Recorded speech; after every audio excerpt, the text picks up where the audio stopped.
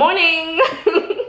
Good morning, guys. I hope your week has already started off great. I know it's Monday at 11 a.m, but I know some of you are having amazing mornings. Great news, great morning, great sunshine. I don't think so on this Monday. I think it's raining. But I hope your week has started off well. Today's topic is networking. It's something that I visited in my last series, but I think it's so important and I'm really passionate about it. So I'm going to talk about it again. So we're going to talk about networking, what it is, my journey with networking. I'm going to quote a few people such as Alex and Andrew, who really helped me with my networking journey and who started me off really in my networking journey. And I'll talk about some of the pros and cons and what I've experienced with networking, especially on LinkedIn. And really kind of just the do's and don'ts. So let's get in. I did this in the last series. I don't know what it is with me. But let's start. So how I started my networking journey / LinkedIn journey was in my first year of uni. In our induction week, we had a day where it was setting up your LinkedIn profile, do's and don'ts, especially with pictures. It was like how not to post and how to post pictures. And that was kind of how I started my LinkedIn journey. I think from then I had only posted one post about a book I was reading that we got during our induction week, during an industry event actually, which was quite fun. And that's kind of where my LinkedIn stopped. I did that one post, I did the picture, and then I kind of just ended. And then I started going into the LinkedIn local youth events, and they were great. They were mainly based on networking, but they're also about personal branding, how to use your life and your story, wellness. It was really great, and that's where I actually met Alex and Andrew. And they introduced us to networking on the first event, I believe. And what they did every event was like a mass network where everyone would set up something on LinkedIn that would connect with everyone in the room. So you would kind of just connecting. And that's where I found out. So before I became an active networker, I don't want to say I'm an active networker yet, I'm getting there, but before I became an active networker, that's kind of where my refinery with networking began. Because then obviously we had so many different people in the room, there were so many people at the events, and obviously you didn't have similar interests with everyone. But saying that, it was really key to talk to as many people as you could at these events. Why? This is why. Because everyone you connect with, you're thinking, especially in your first year, more connections. That's going to look great to employees. That's going to look great to new unis if I do a master's, etc, etc. But really, what the key foundation of LinkedIn and networking is finding like-minded people and creating meaningful connections. So that is when I started being more refined. So the first day I connected with everyone, and then the second event I talked more and I participated more in the event, and I really found a lot of people that were similar to me. For example, and it wasn't on a professional base, so for example I was finding people who love to bake, and I generally thought, like at 18 I think in my first year, I was thinking I'm the only one who like really still likes to bake. Everyone's kind of gone on to like more adult things. And I found a common interest with people who like to bake and how people used it and what they use it for. For example, stress relief, and that's how I came up with my last series actually. So that's when I started connecting with people that I had interest in. And this kind of goes back to my definition or my understanding of networking, which is creating a meaningful connection that can provide value to both the person connecting and the connectee, for lots of words there. And I think it's important that when you're connecting, you really don't want to just connect with everyone you think will help you. Because if you go in with an agenda, people will know you're going in with an agenda. You can't just be the person who hyper connects everyone.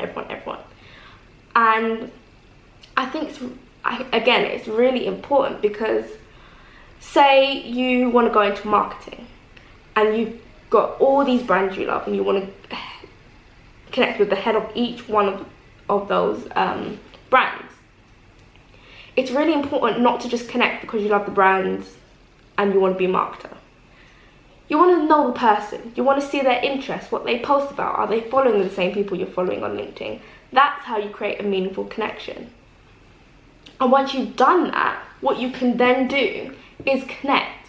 But you can't just connect by pressing the button. You can't just connect by hyper clicking. That's not going to work. And this is something I learned from Andrew. You want to go in, especially when it's someone of a higher profession, but anyone really, you want to go in with a personal message. I didn't actually know you could do this until like maybe 6 months ago, and I've been on LinkedIn for 2.5 years now. So you can go and click, before you connect, you can go in with a personal message.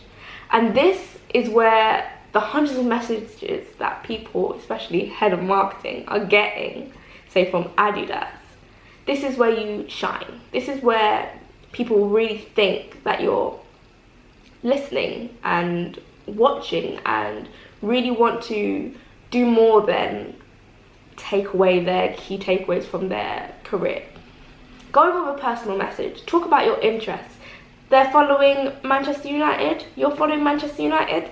Talk about your love for Manchester United. Or maybe go in a bit, some people I've seen go in a bit cocky and go like they're supporting Manchester, you're supporting Liverpool. Listen, you're with Manchester, but let me convert you. Let me convert you to Liverpool. Let me tell you why Liverpool is great. And that's really how you can connect on LinkedIn, really. A lot of people my age really find it quite intimidating to create an account because they think it's just professional, and it is professional, but these people are still people, you know? They still have a life outside the professional life, and that's kind of how you connect. That's how you build a common ground. For example, I connected with someone. I had a interview, I think with one of my lecturers for my SML, which is self-managed learning. I had to do like a project and etc. And I had a meeting with her, and I really we didn't have, let's say, a common ground at the start. And the simple thing of her being a bit late to the meeting and her connecting with me on how we both understand the stresses of TFL, that really helped our interview. It really made us both more comfortable, and I think it was the best interview I did that for that project, because it was just so, we had already had a common ground on something so small, but it made such a big impact.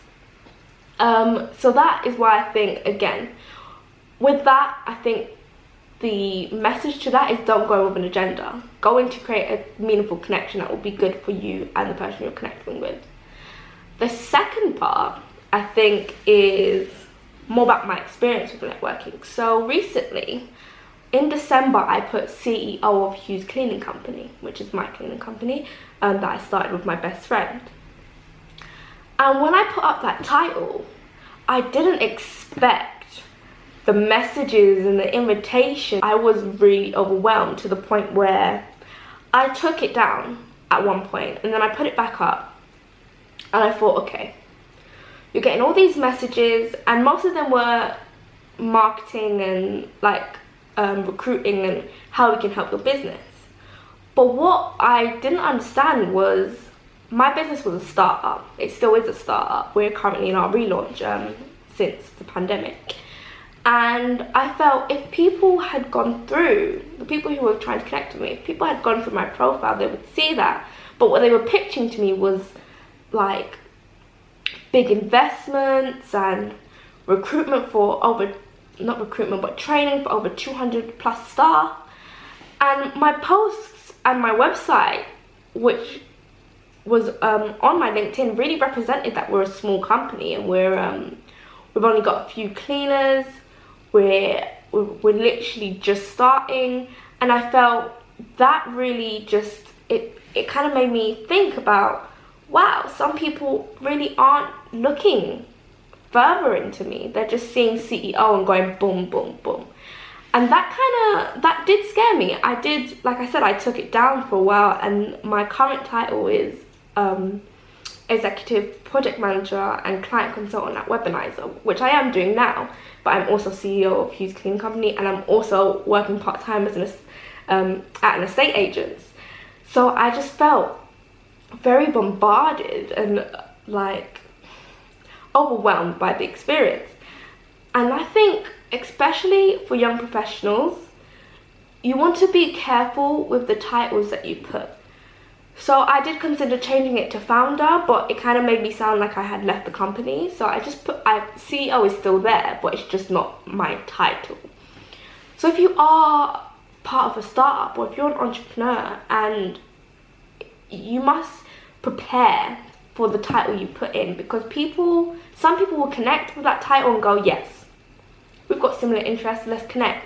But there will also be people on LinkedIn that are just trying to pitch and pitch and pitch.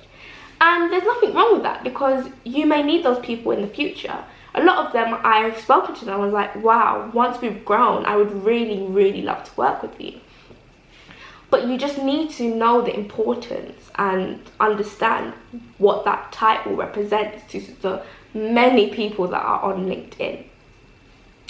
Lastly, I just wanted to talk about how to be an active networker. So Alex and Andrew did a talk recently on LinkedIn, and it was about virtual networking, and it was great. They really do understand networking. They're major networkers, major LinkedIn players, I would say. And it's just, what I got from that is how to be an active networker, because I don't think I'm an active networker just yet. And what Andrew said was, to be an active networker, you have to be posting, engaging, connecting, and communicating with people. Now, I see myself communicating and connecting and engaging, but posting I do quite regularly until obviously this web series that I've been planning for a while. But when it comes to posting, I think it's really important to post organically. Don't post for the sake of it. You need to be organic, because at the end of the day, what you're posting is representing who you are as a person. So I think those are my key takeaways. Don't go in with an agenda. Make meaningful connections, and really don't make it the mantra to your life. Do not make it work. It shouldn't be work. It should be something you want to do. Post organically. You can become an active networker without creating this large timetable. And there's nothing wrong with a large timetable, especially if you're short of time. But what I mean is, make sure that it's organic. Make sure you're posting something that you're interested in.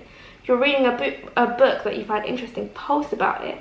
But if you're just reading it for the sake of posting, which is what I did in my first post, and I really did enjoy the book, but I hadn't even finished the book and I was posting about it. I'm not saying that was wrong, but I'm saying that really I would have liked to finish the book before I even made a post, because I was barely halfway in, and thank God the book was amazing, and the post still represented what I felt about the book at the end.